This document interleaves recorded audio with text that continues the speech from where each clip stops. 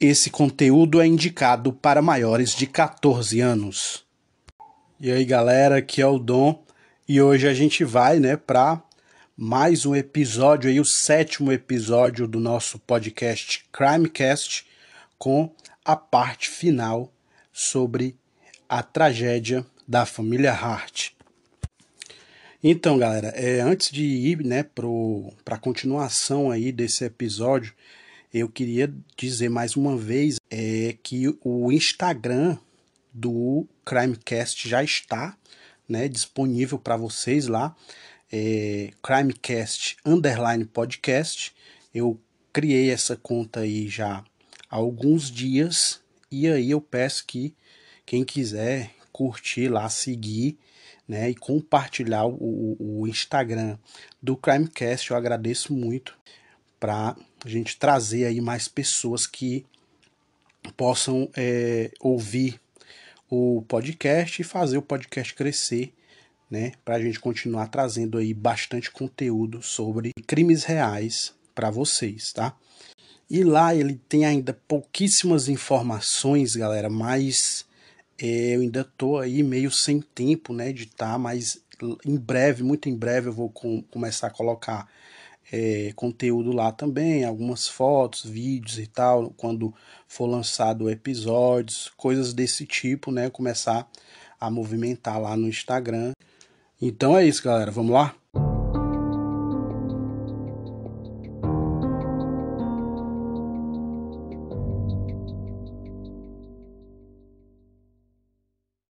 Então, amigos, voltando aqui para a nossa história, para o nosso episódio, a gente conclui hoje aí essa história sobre a tragédia da família Hart, Vocês lembram que no final da primeira parte, as coisas começaram a caminhar no sentido de que talvez o acidente tenha sido intencional, de forma deliberada e premeditada. E aí é chamado ali para dar o seu parecer a doutora Johnny Johnston. Ela é uma psicóloga forense, e ela fala em aniquilação familiar. E ela diz que esse termo se refere a alguém que mata vários membros próximos da família em um espaço de tempo relativamente curto.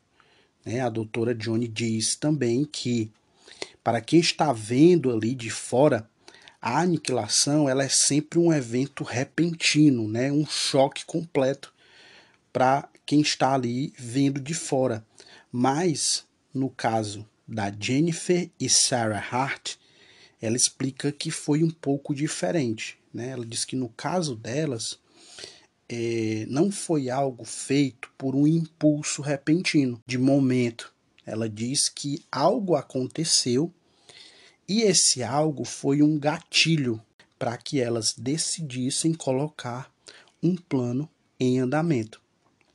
Ela diz que não se sabe ao certo, o que era esse algo, que foi o gatilho que culminou no acidente. Ou seja, a doutora Johnny, ela fala que o mais comum na aniquilação familiar é acontecer algo ali de repente, num momento ali de loucura, a pessoa executa ali, mata vários parentes, várias pessoas da família. E ela diz que no caso aqui, considerando que tenha sido uma aniquilação familiar, no caso da Jennifer e da Sarah Hart, ela diz que nesse caso aqui foi diferente, foi um gatilho que deu início ali a uma cadeia de eventos que culminou lá no acidente. E no dia 23 de abril de 2018, um mês após o acidente, muitas pessoas, críticos, começaram a questionar o Departamento de Serviços Humanos do Oregon, porque foram divulgados documentos mostrando que funcionários sabiam dos maus tratos envolvendo a família Hart bem antes do acidente. A Raquel Worley, ela diz que esse relatório, né, onde as pessoas tomaram conhecimento dessas questões de maus tratos envolvendo a família Hart, ele foi feito a partir de uma ligação telefônica de uma das amigas de Jennifer, e essa chamada ela foi feita por conta de um incidente que aconteceu em 28 de junho de 2013. O incidente foi o seguinte: Jennifer e as crianças estavam hospedadas na casa de amigos e numa noite lá decidiram pedir pizza, né? E a amiga diz que achou muito esquisito a Jennifer tirar um pedaço bem pequeno de pizza e dar para cada criança. A amiga, né, essa amiga da Jennifer disse que achou muito estranho porque ela pegou ali pedaços muito pequenos para dar para os filhos, né, a Jennifer Hart. E aí, à noite, uma das crianças desceu, né, foi lá embaixo e comeu mais pizza. De manhã foi descoberto, né, que alguém tinha ido comer mais pizza e a Jennifer teria ficado furiosa por conta disso. Minutos depois, a amiga diz que a Jen saiu arrastando todas as crianças e colocou as 6 crianças deitadas num colchão inflável por 5 horas seguidas. As crianças estavam todas com os olhos vendados por todo esse tempo. E aí a amiga, achando muito estranho, né, aquele castigo e tal, ela diz que ficou preocupada, né, com aquela situação e conversou com a Jennifer. Só que a Jen dizia que aquilo era algo normal, que não concordava com ela que fosse algo extremo. Ainda há também no relatório que dias depois uma outra amiga também ligou para o conselho tutelar com mais relatos de maus tratos. E a doutora Johnny, ela diz o seguinte, né, que havia ali muitos indícios de que as crianças não eram bem tratadas e que elas estavam, no mínimo, em perigo psicológico. A doutora disse também que negar comida regularmente às crianças era prejudicial tanto no aspecto físico como no psicológico, né, como ela já tinha falado. E a Raquel Worley diz que haviam relatos de pessoas próximas à família de que a Jennifer, ela parecia ter 2 caras, né, como a gente fala. Ela ficava muito carinhosa e atenciosa, sorridente, somente na hora ali de tirar fotos, né, para postar nas redes sociais. Porém, quando não estava tirando essas fotos, né, estava sempre de cara fechada, ou seja, ela ficava toda boazinha na hora de fazer ali fotos, né, colocar os meninos ali na pose que ela queria, do jeito que ela queria para tirar as fotos para postar, mas depois disso, quando não estava ali fazendo isso, ela sempre era uma pessoa séria, né, de semblante sério e sem dar mais tanta atenção às crianças. Algumas pessoas próximas também relatavam que as crianças, elas pareciam meio que robôs, né, treinados ali, sempre que alguém tentava perguntar sobre como eles eram tratados em casa, eles nunca diziam ou nunca confirmavam nada. E aí a Raquel Worley diz que o conselho tutelar foi até a casa dos Hart, né, e entrevistou as crianças. Elas estavam separadas das mães, mas as mães ainda estavam ali dentro da casa, né, só que num outro compartimento, né, e todas as crianças negaram os maus tratos. A Raquel Worley diz que isso não é incomum, né, que as crianças neguem os maus tratos estando na presença dos pais ou sabendo que os pais estão ali do lado, né, É como se ali, mesmo os pais não estando junto ali, o fato da criança saber que eles estão perto, né, faz com que elas fiquem com receio e neguem essas informações, né? Isso no que entendia a Raquel Worley. E aí o conselho tutelar fala também, né, separadamente com Sarah e Jen, e elas também negam tudo. Então, o conselho tutelar solicita uma segunda avaliação com uma organização particular de bem-estar infantil, que é negada diante de, mais uma vez, as crianças dizerem que não estão sendo maltratadas. Ou seja, o conselho tutelar diz ali, olha, então vamos fazer uma outra avaliação, aí nós vamos chamar uma organização aí independente, particular, né? Enfim. E as crianças teriam dito que não eram maltratadas e tudo, que não precisava, né? E aí, por fim, um exame médico, né? Ele é recomendado com o médico da família. E o resultado dessa avaliação do médico é que todos, exceto Jeremiah, estão abaixo do peso e altura ideais para suas idades. Só que o doutor ele complementa o relatório, né, dizendo que ainda assim as crianças estariam dentro de uma margem normal e que são crianças saudáveis. O Conselho Tutelar leva 6 meses para concluir esse relatório e diz que o resultado sobre estar ou não acontecendo maus tratos é inconclusivo e que faltavam mais provas para que se pudesse, para que se pudesse intervir ali no caso. Então, amigos, só para vocês entenderem, esse relatório ele vem à tona, né? As pessoas descobrem esse relatório baseado em denúncias, né, feitas por amigas da Jennifer. E o Conselho Tutelar ele investiga isso, né? Ele entrevista as crianças, mas entrevista as crianças sabendo que as mães estavam ali do lado, e aí elas negam tudo. As duas mães também negam que existisse maus tratos. E depois de 6 meses analisando ali o caso, o Conselho Tutelar diz que o relatório é inconclusivo, né? Que não daria para fazer nada nem intervir no caso. E aí, durante todo esse processo ali de investigação, ao mesmo tempo ali que rolava essa investigação, a família Hart ela fica famosa ali na comunidade de Portland, né?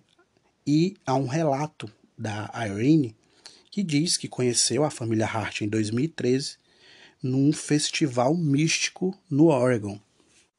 E a Irene, ela lembra que naquela época as crianças eram bem pequenas, né? E que ficou mais encantada pelo Devonte, que era um garoto que estava sempre lá com aquele cartaz, né? De abraços de graça, né? Ele estava sempre com o cartaz na mão. E ela dizia que o Devonte cativava a todos que estavam ali. A amiga da família, a Niema Lightseed, também fala sobre Devonte, né? Diz que ele era muito esperto, né?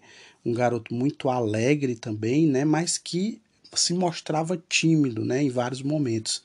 E a Niema diz que a Jen, ela parecia meio que um comandante, né? Ela sempre estava ali dando ordens aos garotos, né? Dizendo o tempo todo o que deviam fazer, como ficar ali na hora das fotos e etc.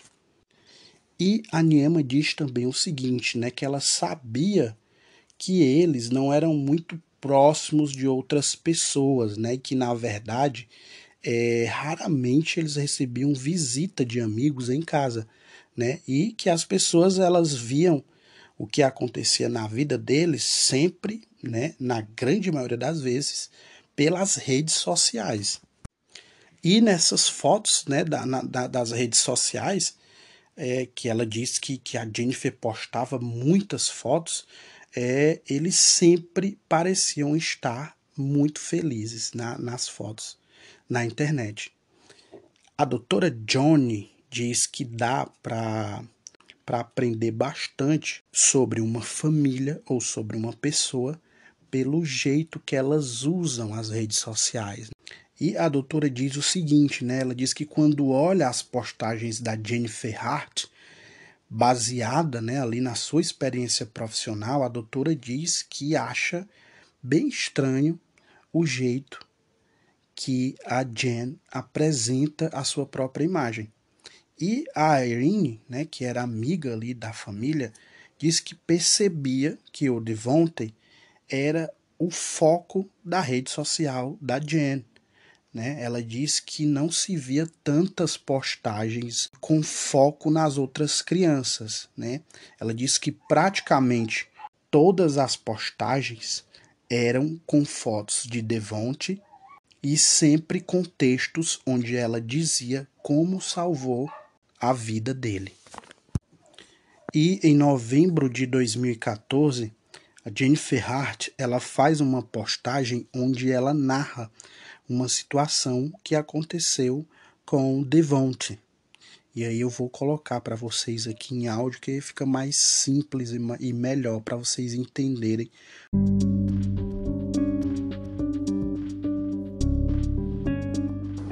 Essa é a postagem que a Jennifer fez no dia 8 de novembro de 2014. A gente estava na fila do caixa do mercadinho. Um senhor de idade estava parado no final da área de empacotamento. Ele viu o meu filho, olhou ele de cima a baixo. Homem, já vi que você vai ser jogador de beisebol quando crescer. E o meu filho parou, inclinou a cabeça, deu um sorriso e falou: na verdade não, beisebol não é a minha praia. Homem, bom, já vi que você vai jogar bola. Como mãe dele, percebi uma pequena frustração no meu filho. A senhora do caixa: aposto que você vai jogar basquete ou futebol, então. Filho: não, eu não pratico esportes, não é a minha praia, tenho outros interesses. A senhora do caixa, com voz confusa e quase surpresa: como é? Eu nunca vi uma criança como você que não pratica esporte. A gente sabe o que ela quis dizer com um garoto como você. E um homem rindo: não é? Nunca. Todos eles praticam. Era muito claro o que estava acontecendo. Enquanto eu queria desesperadamente intervir e proteger o meu filho daquele contínuo estereótipo racial, não fiz nada. Deixei ele usar o próprio poder e ele lidou de maneira brilhante. Homem: bom, e o que você vai ser quando crescer? E o meu filho? Tô aqui para ajudar as pessoas, tô aqui para inspirar, agora. O homem perguntou: o que você vai fazer para ajudar outras pessoas? Filho, eu vou ser eu mesmo. Não importa o quanto as pessoas tentem me tornar uma coisa que eu não sou. Tenha uma boa noite. E então ele dá um sorriso gigante. Acredito que essa criança vai ficar bem, não importa o que apareça no caminho. E aí, essa postagem da Jen viraliza, né, e chama a atenção de um blog de notícias ali, né, que era muito famoso, um blog de notícias da internet, o The Huffington Post. E aí ela faz outra postagem falando sobre a outra que tinha viralizado, né, ela dizendo que faz isso frequentemente. Ela disse que nunca imaginou que fosse ganhar tanta repercussão, né, aquela postagem dela que viralizou. E aí vocês vão entender também aí que eu vou colocar um áudio para vocês entenderem o que a matéria dizia, o que foi dito na matéria feita pelo The Huffington Post. Devontae Hart entrou nesse mundo há 12 anos com drogas bombeando no corpo minúsculo de um recém-nascido. Aos 4 anos, ele já tinha fumado, consumido bebida alcoólica, mexido com armas, levado tiros e sofrido maus tratos e extrema negligência. De pouca esperança e um futuro que parecia ter acabado antes mesmo de começar. Até que Jane Hart e a esposa Sarah entraram na vida do Devontae e adotaram ele, o irmão, a irmã 7 anos atrás.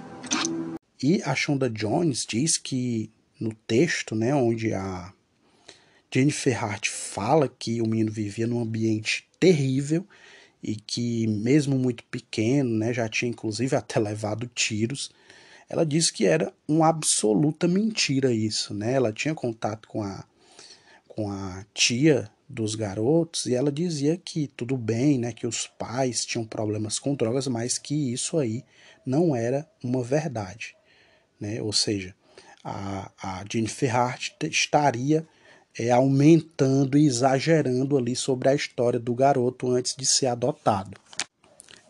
E o Zaron, né, vocês lembram, o outro jornalista que acompanha o caso, né, ele diz que todas as coisas que a Jen fala na matéria sobre o Devonte, como se fossem fatos documentados, eram, na verdade, coisas ditas pela própria Jennifer no relatório lá do Conselho Tutelar.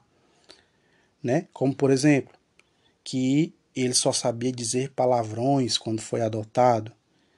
Né? Sobre isso também, até a Shonda Jones, a advogada da Priscilla, né, que era tia dos garotos, ela disse que nunca falou, ela disse que a Priscilla nunca falou nada a respeito disso a ela. Também parecia que era uma inverdade, né? E o Zaron, ele diz que a Jennifer usava o Devonte para criar uma narrativa que favorecia a ela mesma. E aí a doutora Johnny, né, a psicóloga, ela diz que na visão dela realmente parecia que Jen usava o garoto para mostrar que ela e Sarah Hart tinham sido a salvação dele. Nas entrelinhas, né, as histórias sobre a vida de Devonte antes de ser adotado e depois de ser adotado buscavam sempre enaltecer Jennifer e Sarah Hart. E o Zaron continua, né? Ele diz que a Jennifer usava as crianças, né, que elas adotaram para fazer propaganda de seu ato, né, da adoção, e com isso conseguir muitas curtidas e repostagens nas redes sociais. Ele diz que a Jen, ela não cuidava realmente das crianças, né, como era necessário, né, da forma correta, né, que ela estava mais preocupada em usar o ato da adoção de crianças negras para se autopromover. Isso era a visão, né, do que ele percebia, né, do que o Zaron percebia sobre a Jennifer. E a doutora Johnny, ela fala novamente sobre o termo aniquilação familiar. E aí ela explica que é a forma mais comum de assassinato em massa, né? Mas que é um evento muito raro e muito difícil de se prever. E a doutora diz também que não existe um perfil próprio do aniquilador da família, mas que às vezes é possível encontrar alguns aspectos comuns, como por exemplo o histórico de depressão não diagnosticada, necessidade de atenção e de status muito fortes, e essas pessoas também elas têm um pensamento bem exagerado de que se as coisas elas não estão bem, então elas estão horríveis. Ela diz que isso aí, essas coisas, são algumas características que podem ser encontradas num aniquilador. E a doutora continua ali a sua explicação, né, sobre essa questão, e ela diz que quase sempre existe um gatilho no ambiente, né, alguma coisa que acontece. Isso que acontece, ele não é o responsável pelo final, mas é o precipitante da situação, né? O que inicia uma cadeia de eventos que virão a seguir. E aí a amiga Irene, ela dá mais um relato, né, ali da sua relação e dos vários momentos que ela teve ali com a Jennifer e com as crianças, e ela diz que estava num festival, né, chamado Beloved Festival, e de repente a Jennifer chegou ali do lado dela e de repente ela começou a falar. Ela começou a conversar ali com a Irene meio que de repente chegou do lado dela e disse o seguinte: as coisas nem sempre têm sido fáceis. E a Irene responde: realmente, né, criar e cuidar de 6 filhos não deve ser nada fácil. E aí a Jennifer fala novamente: não, não, você não está entendendo. E aí ela continua falando, a Jennifer: minha companheira, a Sarah, ela teve problemas aí no passado e teve problemas até com a justiça por causa de dificuldades aí do passado. E a Irene diz que ficou ali meio sem entender aquele papo, né? Ficou sem saber o que responder para Jen ali naquela hora, e aí pensou em algo e disse: nossa, mas está tudo bem agora? E a Jennifer respondeu: ah, sim, as coisas melhoraram muito, né? E a Sarah não vai mais ter problemas como aquele de novo. E aí a Irene responde de novo e diz, né? Eu fico feliz por isso, né? Que bom que as coisas estão indo bem agora e tal. E a Irene diz que depois daquela conversa, né, ela ficou meio que perplexa ali, né? Pensando, né, sobre aquela conversa estranha. E pensando, né? Por que que ela teria comentado sobre isso de repente assim para a Irene num festival que não era um ambiente ali para se conversar sobre isso. Ela achou muito estranho essa conversa que começou de repente entre ela e a Jennifer. E aí, depois dessa conversa, a Irene diz que lembra que a Jen começou a ficar meio que distante dela, né? E passou a não conversar mais com ela, né? Depois daquilo, a Irene disse que ela começou a se distanciar e colocar meio que uma barreira ali entre elas duas. Mais estranho ainda, né? E pensando, né, sobre aquilo ali, a Irene diz que talvez pudesse ter prestado mais atenção na família, né, nas crianças, depois daquela situação estranha, né, mas que ignorou, porque achava que, como a Jen havia dito, que as coisas tinham melhorado, então ela acabou deixando para lá. Mas olha esse relato da Irene, né, que é como se a Jen quisesse falar alguma coisa e depois de ter falado ali, né, meio que uma conversa bem esquisita, ela vai e se afasta da Irene depois disso, né? E aí nós vamos para 24 de novembro de 2014. É um dia onde um júri ele está deliberando sobre a morte de Michael Brown. E a decisão do júri é que não ia indiciar Darren Wilson. E aí, para vocês entenderem, né, o que é que isso tem a ver, né, Darren Wilson, ele era um policial branco que atirou e matou o jovem Michael Brown, né, um jovem negro que estava desarmado em agosto daquele mesmo ano, ou seja, alguns meses atrás tinha acontecido isso e acabou que, mesmo o jovem negro estando desarmado, ele foi morto por um policial branco, né? O júri acabou, mesmo assim, acabou não indiciando o policial. E aí, depois dessa decisão, o que foi que aconteceu? Teve muita indignação das pessoas e tal, e aí começaram a fazer vários protestos, né, em várias partes do país. E em um desses protestos é tirada a foto lá que viralizou do Devonte em lágrimas em frente a um policial.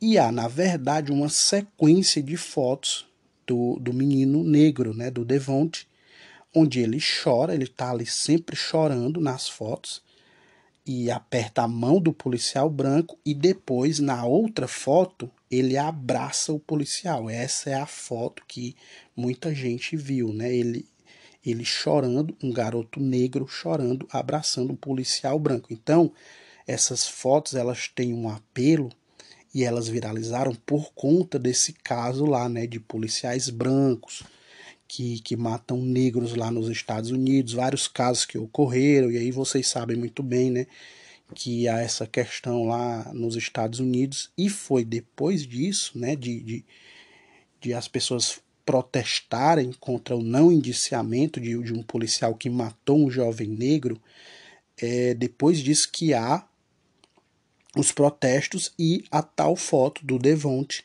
abraçando um policial branco. E a Irene, ela diz que viu ali, né, as fotos e ficou surpresa, né, por estar vendo o Devonte ali na TV naquele momento. E o Zaron, ele diz que amigos fotógrafos, né, ao verem ali aquelas fotos, acharam aquela cena bonita, mas parecia uma situação forçada e planejada antes.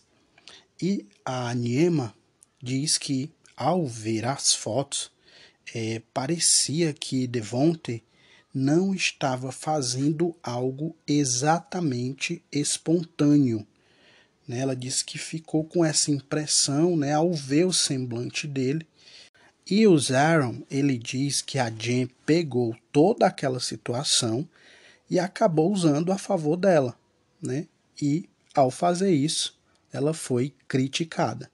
Depois da foto viralizar, muitos jornalistas escreveram matérias dizendo que a foto de Devonte abraçando um policial branco teria sido combinada e planejada antes, né? Que não tinha nada de uma situação casual e espontânea. Se tratava de algo arquitetado e combinado. E aí depois, né, dessas várias críticas sobre a situação ali, sobre tudo aquilo ter sido armado, a Jennifer faz uma postagem sobre as críticas. Entendo que muitos de vocês se depararam com o lado sombrio da imprensa ultimamente. As coisas foram distorcidas e usadas por várias razões. Não posso controlar isso e não posso permitir que isso me controle. O que as outras pessoas pensam não é da minha conta. Sei o que realmente aconteceu e como Devonte verdadeiramente se sente sobre aquele encontro. E é isso que importa para nós. Se a foto, né, ela foi postada pela Jennifer, então as críticas começaram a vir sobre ela por, na opinião desses críticos, ter usado a situação para se promover, né? A foto teve vários cliques e tal. E então o Zaron, ele diz que a Jen, o Zaron é um dos jornalistas que acompanhou aí a repercussão do caso. Ele diz que a Jen, ela rejeitou e não concordou que estava se apoderando do movimento Black Lives Matter, né? Para quem não sabe, aí eu acredito que todos vocês saibam aí do movimento Vidas Negras Importam. E o Zaron diz que ela não aceitou, né, essa opinião dos críticos de que ela estava se apoderando do movimento, né, do Black Lives Matter. Ela estava se aproveitando ali da situação e do momento. Algumas pessoas continuavam a criticar a Jennifer e a Sarah por conta disso, mas a Jen continuava a responder que todos que criticavam ela estavam errados e, na verdade, tinham inveja delas e que alguns também criticavam elas duas porque, na verdade, elas eram lésbicas. Então, lésbicas que adotaram crianças negras. Então ela começou a partir para esse lado, né, de que não tinha feito nada errado e que as críticas eram por conta disso. E a Irene fala o seguinte, né, ela diz que acha que aquelas críticas e toda aquela situação foi um gatilho para Jennifer. Toda aquela atenção, né, que eles começaram a colocar sobre elas teria sido demais para Jennifer e Sarah Hart. E o Zaron continua falando o seguinte, né? Ele diz que a popularidade que a Jennifer tanto buscava acabou comprometendo a capacidade dela de controlar a narrativa. Ou seja, ela queria a publicidade para ela, quando fazia, né, as postagens, mas as pessoas começaram a ver a situação de uma forma totalmente diferente do que ela queria. Então isso a frustrou e a afetou muito. E o amigo de Jennifer, o Drew Bunch, ele dá mais um relato, né, e diz como conheceu Jennifer Hart. Ele diz que no inverno de 2016, 2 anos antes do acidente, ele conheceu a Jennifer numa comunidade de jogos online, no ano de 2016. E aí ele conta, né, que eles se conheceram e eles faziam parte de uma equipe de jogadores de um jogo lá específico, né? Pelo que eu entendi, era tipo aqueles jogos de RPG, e onde todos trabalhavam para destruir todas as outras equipes. E ele diz também que num determinado momento a equipe deles estava em segundo lugar, e ele diz que isso era no ranking global, né? No ranking mundial do jogo, eles estavam em segundo lugar. E ele diz o seguinte, que a Jen, ela tinha um diário do jogo, né, num caderno, onde ela monitorava todo dia o desempenho de cada um dos 50 jogadores da equipe. E ali convivendo, né, com a Jen, o Drew, ele diz que era muito claro para ele que a Jen, ela se sentia muito à vontade e se sentia muito bem em manter ali, né, dentro daquela equipe do jogo, essa sensação de unidade, onde ela era a líder. A doutora Johnny diz que, possivelmente, Jennifer Hart via na comunidade de jogadores online uma grande oportunidade de, novamente, compartilhar postagens e fotos da família.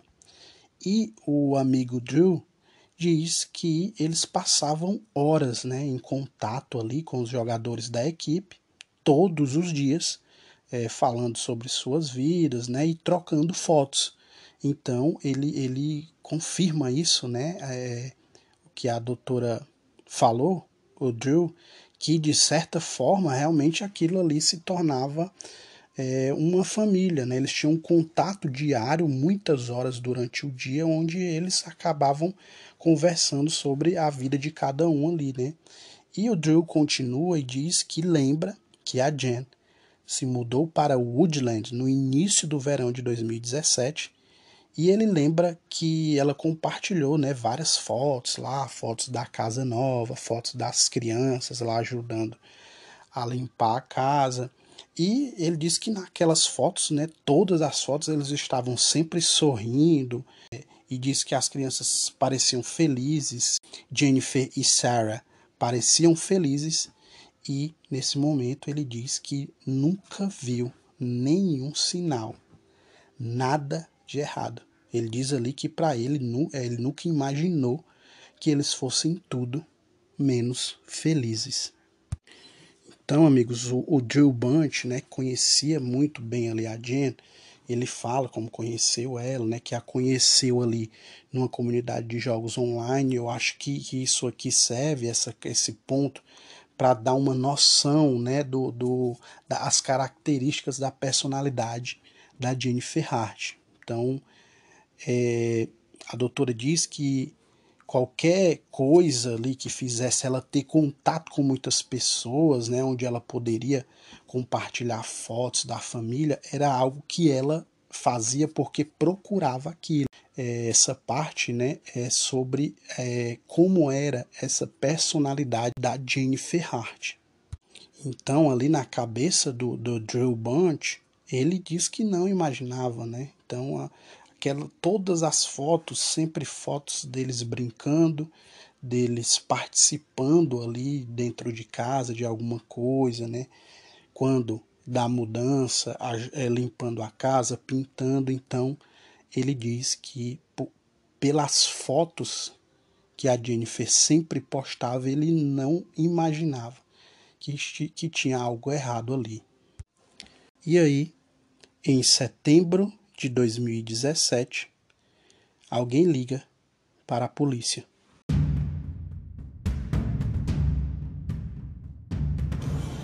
Emergência, como posso ajudar? Tem algumas crianças que acredito estão sendo extremamente maltratadas em Woodland, Washington, do lado da casa da minha filha. Tá bom, e o que tá acontecendo? Na noite passada, uma garotinha pulou da janela do segundo andar da casa para o telhado e de lá para o chão. E correu até a casa da minha filha, isso às 2 da madrugada, implorando por ajuda. E qual é o nome da sua filha? O nome dela é Dana DeKalb. D-E-K-A-L-B.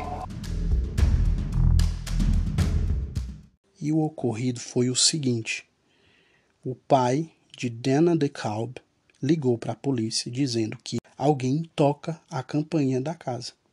E aí ele vai, abre a porta e uma menina, uma criança, entra correndo na casa e sobe até o quarto e vai até onde Dana estava deitada. Ali, ele disse que a criança começou a implorar, desesperada, para que fosse levada para Seattle. E a Dana diz que ela falava o seguinte, abre aspas, não me obrigue a voltar para lá. Elas são racistas e violentas. E a Dana diz que não sabia o que dizer.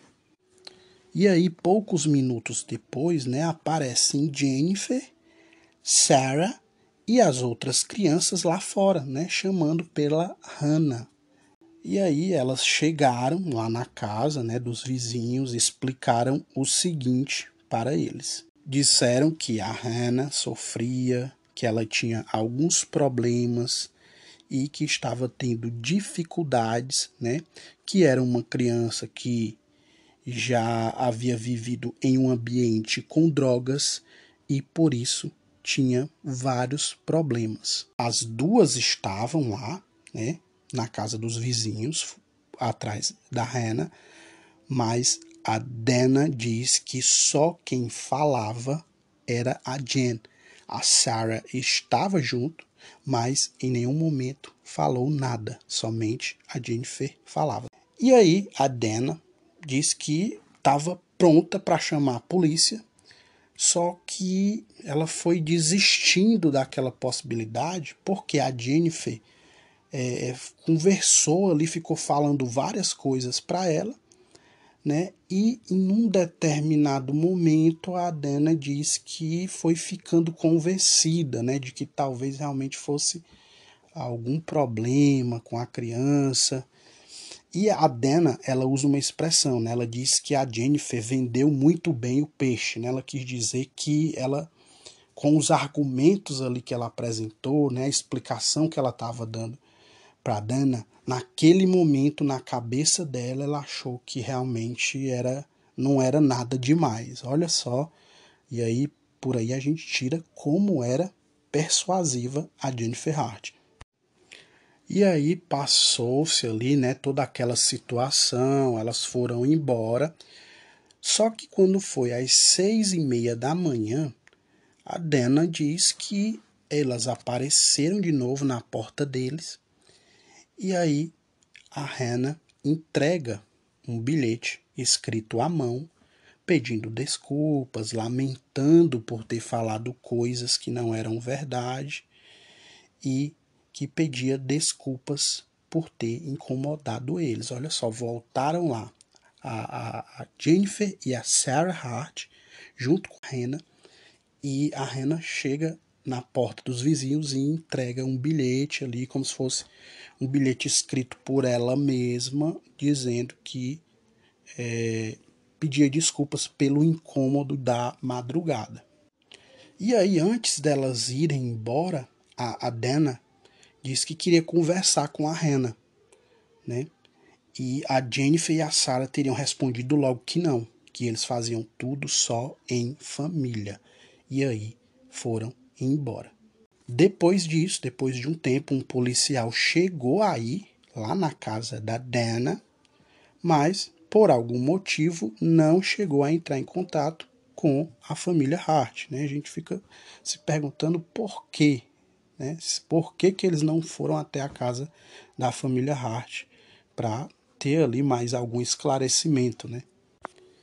E o Drew Bunch, ele diz que a Jen, ela era uma pessoa muito legal, até uma das regras dela ser quebrada.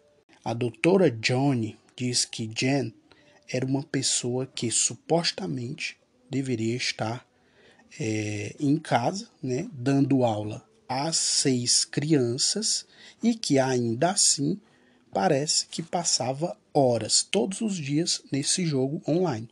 A doutora Johnny levanta uma questão aqui, né, que as crianças ali, parece que quando eles estavam em Woodland, elas não iam para o colégio, né? Elas tinham aulas em casa. Então, a doutora levanta essa questão, né? Como que uma pessoa que deveria ser a responsável por dar as aulas às crianças que ficavam em casa, e ainda assim ela passava tantas horas todos os dias num jogo online, né? E o Drew, ele conta mais uma coisa, né? Ele diz que a Jennifer saiu do jogo após estar convencida de que um dos colegas estava trapaceando. Ó. O próprio Drew diz a ela que a pessoa em questão não estava trapaceando. Ela colocou na cabeça que esse cara estava trapaceando. O Drew disse que não, né? E um dos líderes lá do jogo também disse que a pessoa não estava trapaceando. E aí, contrariada, a Jennifer se irrita e simplesmente abandona o jogo e diz que não participará mais. Então aqui é mais um aspecto dessa personalidade da Jennifer, né? Ela colocou na cabeça que um dos caras estava trapaceando, ela foi falando para todo mundo que ele estava trapaceando, mas todos, inclusive o Drew e um líder do jogo, disse que não, que era coisa da cabeça dela, e ela não admitiu ali que podia estar equivocada e ela sai do jogo, né? Então é mais um aspecto aí dessa personalidade da Jennifer Hart. E aí a Cheryl, a amiga, vocês lembram, essa Cheryl é a amiga que trabalhava com a Sarah. Ela diz também, dá mais um relato dizendo que num dia ela estava lá na loja, né, e tal, e recebe uma ligação. Quando ela atendeu, era uma mulher que pediu para falar com a Sarah. E aí ela diz, Sarah, essa ligação é para você. E ela disse que quando a Sarah olhou, né, ela olhou para o relógio e ficou assim com uma expressão no rosto meio de que como tivesse lembrado que deveria ter feito algo, né, mas que tinha esquecido, né, e soltou um palavrão lá, né.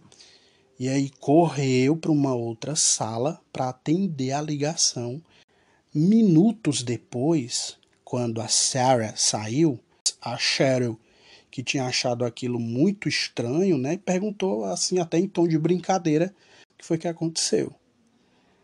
Aí a Sarah responde a ela que não tinha jogado a parte dela em um jogo.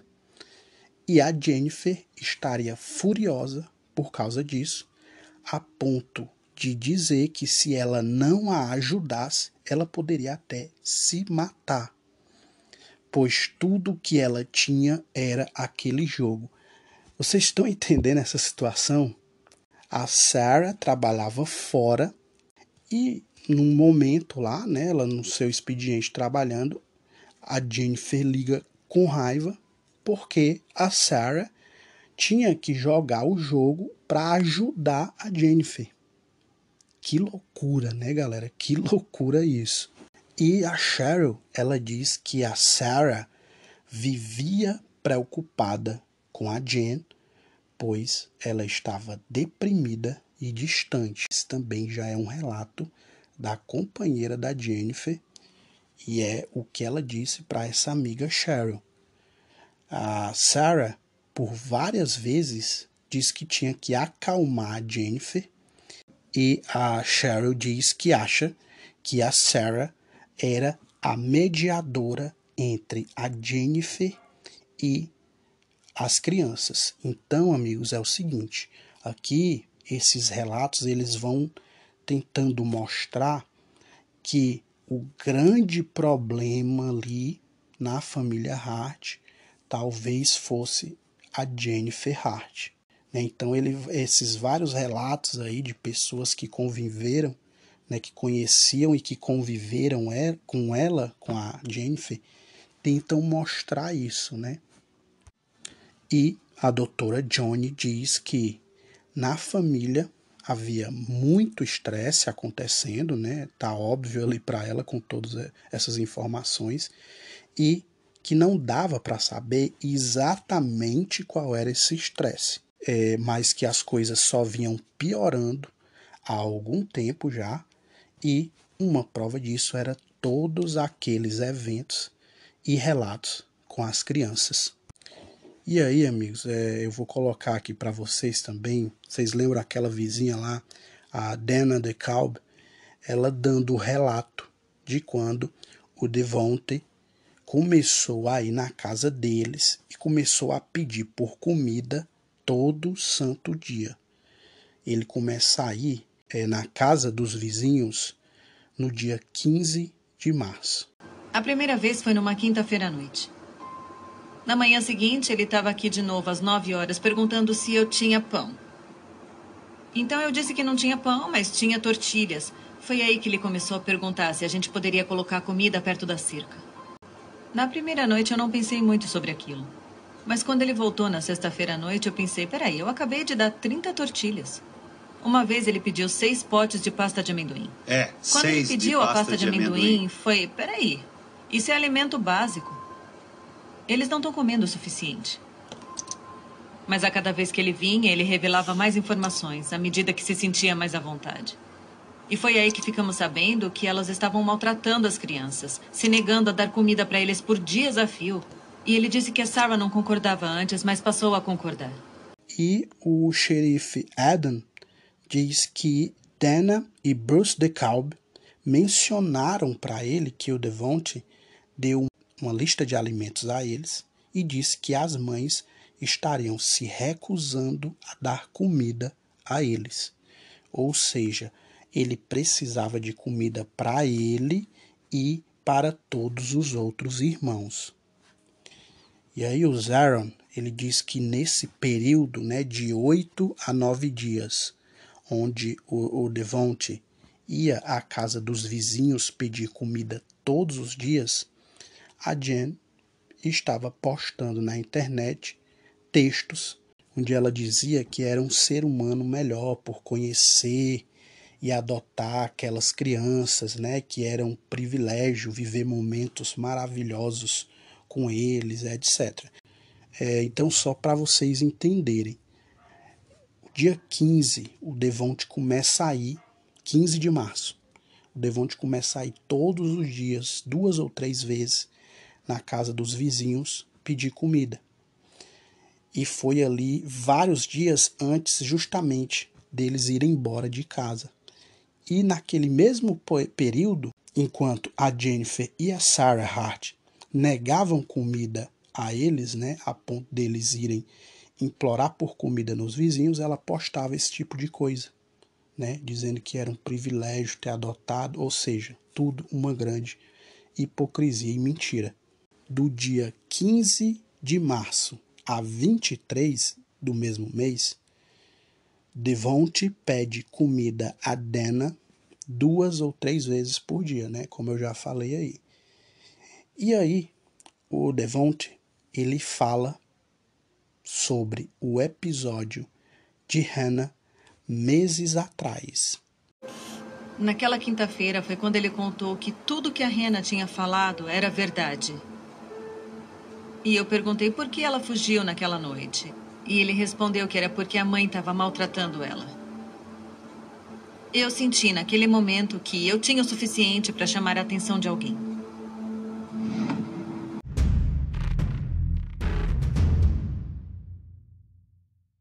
Devonte, como ele está indo todos os dias ali, né, na casa dos vizinhos pedir comida, ele começa a se abrir mais e se sentir à vontade para falar mais algumas coisas para os vizinhos. E então, no dia 23 de março, Dana liga para o conselho tutelar.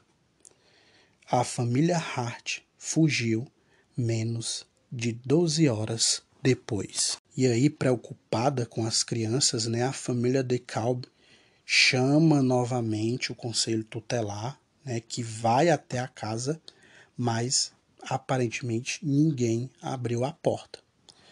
O Bruce DeKalb diz que na manhã seguinte o carro dos Hart ainda não estava na entrada, assim como também não estava no domingo. E aí ele diz que imaginou que algo teria acontecido. Então, na segunda-feira, eles sabem da notícia do acidente na Califórnia. E o xerife Tom Allman, ele diz que acredita, né, que a partir do momento que as mães pegaram a estrada, a missão delas era a morte. Então, ele acha que elas realmente já saíram com aquela ideia na cabeça. E ele diz que sente isso, né, não sabe se o destino, né, lá no início, era ali, o acidente ali em Mendocino, mas que provavelmente o destino era a morte. Elas tinham na cabeça de fazer aquilo, né? E aí, 9 de maio de 2018, 6 semanas após o acidente, restos mortais são encontrados próximo ao penhasco onde aconteceu o acidente. A Cynthia diz que os restos mortais foram encontrados na praia, né? Uma calça jeans e um sapato. Dentro do sapato, uma meia. E aí vocês lembram, né, que a esta altura, tanto o Devonte como a Hannah Hart ainda estavam dados como desaparecidos.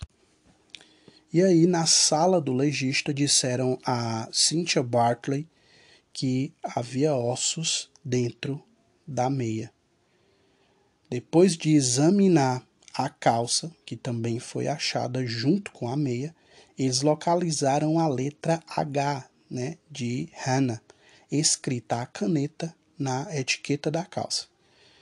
E aí eles imaginaram, né, que se tratava de uma peça de roupa de Hannah Hart e, no dia 8 de janeiro de 2019, um exame de DNA confirmou que aqueles restos mortais pertenciam a Hannah. Conforme os dias se passaram, Cynthia Bartley diz que o oceano havia reivindicado o corpo de Devonte, né, e que provavelmente não conseguiriam recuperar o corpo dele. Então, olha só, amigos, né, o garotinho, né, o menino que viralizou nas fotos foi o único que nunca foi encontrado corpo dele, nem restos mortais dele, né? E aí a Cynthia fala isso, né? Que o oceano teria reivindicado o corpo de Devonte Hart. E o xerife Tom Allman, ele diz que o protocolo do condado de Mendocino exige que sejam determinadas a causa da morte e a maneira da morte em todas as ocorrências com óbitos dentro do condado, e que era uma atribuição dele colocar isso nos relatórios. Tom explica que poderia muito bem preencher os atestados de óbito como acidentes de trânsito, né? Porém, não quis fazer isso, pois queria que os reais fatos fossem conhecidos por todos. Então ele decide fazer o que ele chama de inquérito de legista. Um ano após o acidente é feito isso, e Tom diz que funciona como um júri criminal. As pessoas do júri ouvem todas as provas e então determinam a maneira da morte. É explicado que o inquérito de legista é feito com o intuito de colocar às claras as circunstâncias de uma morte ou mais em um caso. E aí, então, depois de um dia saem os argumentos finais e o júri se recolhe e volta com um veredito.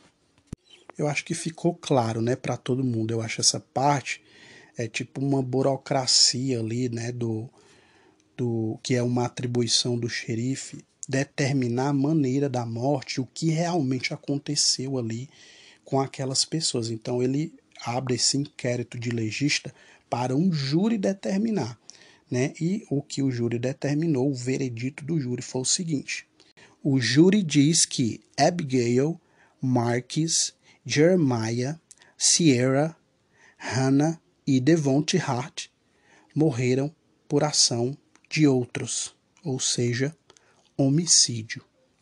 Sarah Hart e Jennifer Hart, a conclusão é que foi suicídio. O júri decidiu que Sarah e Jennifer Hart se suicidaram e mataram as crianças. E o Tom Allman diz que acredita que aquela é a verdade dos fatos, que é o que realmente ocorreu. E ele continua dizendo que o que mais incomoda ele nesse caso é que como foi possível que eles permitissem, né? Ele diz como nós podemos permitir que algo assim acontecesse. E aí, quando ele diz nós, ele está se referindo a nós como sociedade, né? Como uma tragédia sem precedentes dessa, né, ocorreu e sem que ninguém fizesse nada. A Raquel Worley diz que no final de todos esses relatórios do Conselho Tutelar se falava em provas insuficientes e ela se pergunta, né, que provas eram necessárias para enxergar que havia algo muito errado ali, o que era preciso, né, para ver, para saber que aquelas crianças precisavam de proteção. A Shonda Jones, ela lamenta bastante, né, óbvio, e diz que tudo foi uma tragédia do início ao fim, né. Ela diz que é triste saber que crianças sofreram tanto em tão pouco tempo, né, pois foram adotadas porque tinham um lar e pais problemáticos e depois as pessoas que as adotaram as fizeram sofrer tudo isso e ainda mais com esse final tão trágico. A amiga Irene diz que o caso das crianças Hart pode pelo menos servir de lição para que as pessoas possam estar mais atentas, né, quando virem crianças em situações como essa, né, que possam tomar uma atitude antes que o pior aconteça. E o Zaron, ele conclui dizendo o seguinte, que talvez, se não tivesse acontecido esse fim trágico com as crianças Hart, muita gente não saberia a história deles, né? E diz que é muito provável que outras crianças vivam em ambientes com maus tratos, né? E que é preciso que se dê valor a essas crianças como seres humanos, né? Que é imprescindível levar essa questão realmente muito mais a sério. Então é isso, amigos, terminamos aqui mais um episódio do nosso podcast, né? Triste a história aí da família Hart e espero que vocês continuem curtindo o trabalho e compartilhando tanto o podcast como o Instagram do Crimecast, né? Mais uma vez eu queria falar para vocês sobre o Instagram do Crimecast, que é muito novo, tem alguns dias aí que eu consegui fazer a conta do Crimecast, que é um canal ali onde vocês podem, se quiserem, né, entrar em contato com sugestões e tal, alguma coisa do tipo, vocês podem falar comigo lá no Crimecast_podcast. E vocês podem seguir lá e compartilhar, além de compartilhar também o próprio podcast que está em várias plataformas de streaming. Então é isso, amigos. continuo sempre aí agradecendo a quem está ouvindo o podcast e continuo pedindo que quem puder compartilhar o nosso podcast e compartilhar também agora o Instagram do podcast, onde eu vou tentar ali colocar mais conteúdo, né, que foi feito recentemente, mas a gente vai usar aí também o Instagram para trazer mais pessoas para que o podcast possa continuar crescendo e eu continue trazendo aqui conteúdo para vocês. Valeu, galera, abraço, até a próxima semana com mais um episódio no Crimecast.